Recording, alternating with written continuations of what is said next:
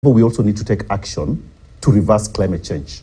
So there is an element of adaptation, and I think we're discussing plenty about the traditional ways of growing food. We need to really move away from just a very monopolistic way of saying, well, let's do monoculture, large-scale industrial herbicides, pesticides, agriculture, and go back to the traditional ways of doing agriculture.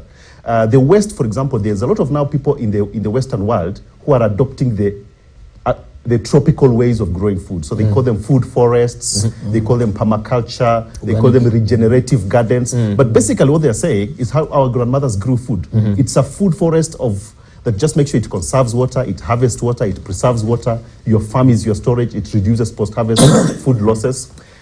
But the whole idea that the food system is broken, actually even calling it broken I think is an understatement. The food system globally is captured. It's violent, it's destructive, it's harmful, it cannot secure food security.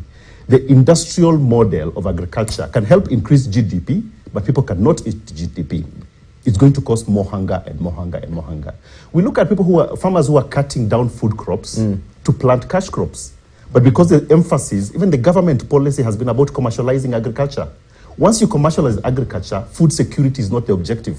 Once you commercialize agriculture, you're telling people cut down on your bananas, your potatoes, your pumpkins, and then plant macadamia. People don't eat macadamia for meals. Or put that down and put cotton wool. I think James Orengo was telling people. Avocado as well. Avocado and everything else. So the food system has been captured.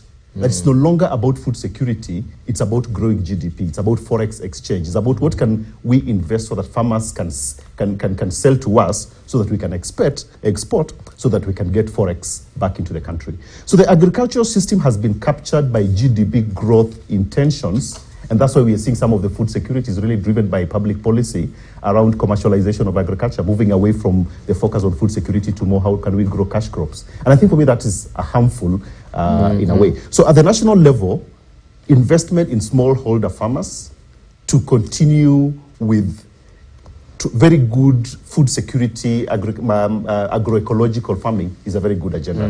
Now, you talked about GMO earlier, and I'm not anti